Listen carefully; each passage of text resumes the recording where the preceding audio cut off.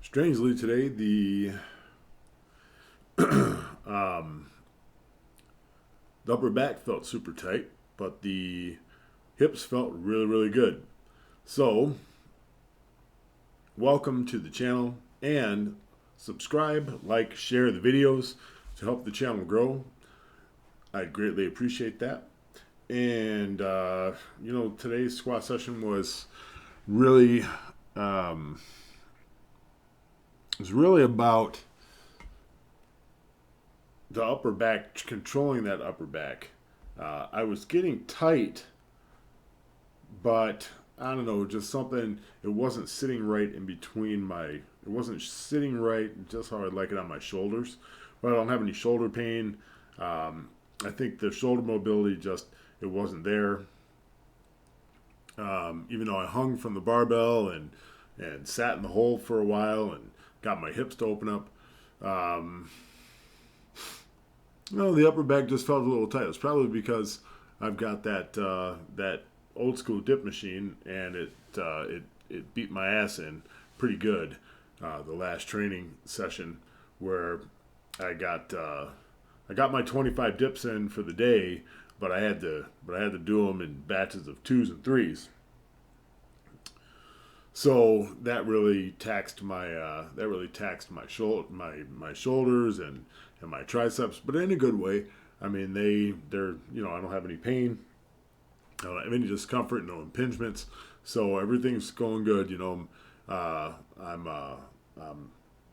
injury free, knocking on wood. Um, so other than that, for the squat session today, the weight was light. Definitely was light. I did not train fasted today. I had a bowl of oatmeal before I trained. Just my energy was really really down today. It was really really low. I think because that last training session, the dips really took it out of me, and I've been recovering um, a little bit slower than normal, but it didn't affect any of the numbers today. I still got all my numbers, still got all my squats to depth, and you know, coach, that'll be your final call. But I would say that looking at the squats, even the last one, um, well, the last of these three is questionable, but thank God it's going in reverse. Even though they all need to be to depth, I got a little bit ahead of myself on the descent and got a little bit forward, but these are to depth, and that's all that matters. So, if you guys are tuning in, you've made it this far into the 3 minute mark. I really appreciate you guys checking out the training because it's only going to get better. The body weight's only going to get more under control. But as I said, guys, snake dieting is it's a real thing. It's a real thing that I know how to do. Um, Powerlifting, I'm not putting any exceptions into this. Powerlifting's demands are great right now because I'm approaching my records, and as I get closer to them, I will be zeroing in on a much lower on a lower weight. Even though right now the scale has kind of got to go up and down because I'm learning to make these decisions day in and day out, because the first thing you do is you don't program failure. And right now at a body weight of 310, I'm down 15 pounds from the last couple of weeks, and the crash dieting doesn't work, especially when you're going for personal bests. Now, to be able to beat all my personal best at a body weight in between 285 and 300 is the ultimate goal. So this week you tighten up on the diet, get that weight down some more. I'm doing my vlog tomorrow where I assess the week because it's been 7 days now since I did my first vlog. And I'm not doing a daily vlog because if I don't have anything really to say for the day, I'm not just going to fill up YouTube time with a video that goes nowhere. So tomorrow I'm going to give the assessment of the last week as far as diet, as far as training, as far as mindset, and we'll go on from there. So on to bench. Bench, the 235. It didn't move as fast as I like. I think because of the dips. Because of the dips. But that dip machine that I got will make you a man. Okay, it'll make you a woman. I'll tell you what. You get on top of that. You get in that damn dip machine, and it's going to tell you who you are. You know what I mean? So I'm very, very proud to be able to say I got my 25 dips in, even though it took me an hour to get them in. That's progress, because what I learned from the last 2-3 different dip stands that I've used was that they definitely don't challenge me as much as the dip stand that I have right now. So all things considered, this bench is coming up finally, and I'm excited. My bench form's coming up. I'm learning where to place my feet now. I remember when I used to squat toes up, that my feet used to be the way I have them today. So I bring those heels in right now. So the last time I hit a personal, when I benched 324, I benched with the heels up. But now I'm finding that similar foot position with the heels flat. So that's a really good feeling, because I know that the that old muscle memory is getting ready to kick back in, and I'm not doing nearly as much volume. It's a much higher quality of a training program because I'm natural. And I was doing a training program that was a phenomenal training program, but it wasn't for natural lifters. It had me a little bit too tired, because it was meant for people who are on gear. It's meant for people who are on steroids. So that's not really, it's difficult, guys, to find the programming that you need, because if you're a natural, you need somebody who programs natural and who knows how to program for naturals. If you're on steroids, you need somebody who needs to help you learn how to lift on steroids. Okay, so since I'm a natty, I need that natural programming, and I need lots more recovery time. Okay, so here's the 235 for 3, and these came off really, really nice. The foot position is coming along well. The flexibility in between lower back and upper back is getting a lot better. I've got a much higher arch, and I'm taking these right up the chest really, really nice. And this was a solid rep. There we go. I still want those knees tighter, but that's okay. I'll take it.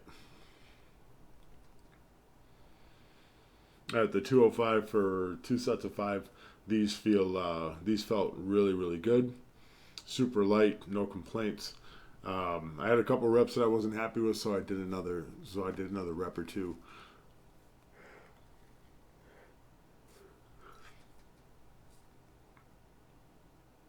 Yeah, see, working on that new foot position.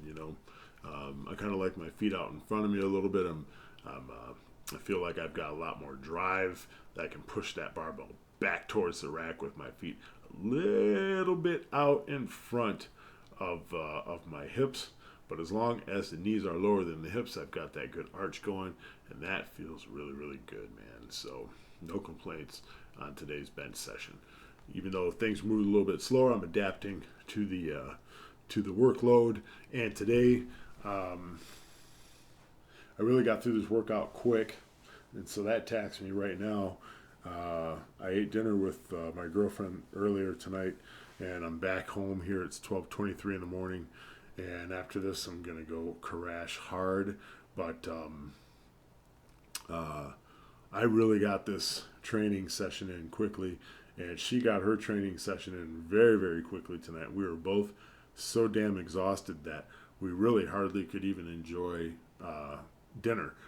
We were that tired where the food just, even though it was great, it just wasn't all that exciting because we were beat to hell. But that's a good thing. Now we learn how to we recover from tonight fully, and let me tell you, man, those are making them gains, right? Making them gains. This is it. Setting up the gains right now on this deadlift platform, right? Okay.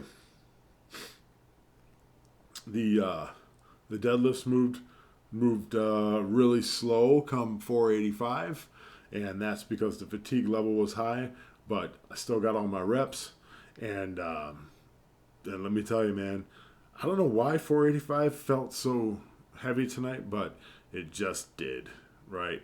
It just did. It's the way it is sometimes, man.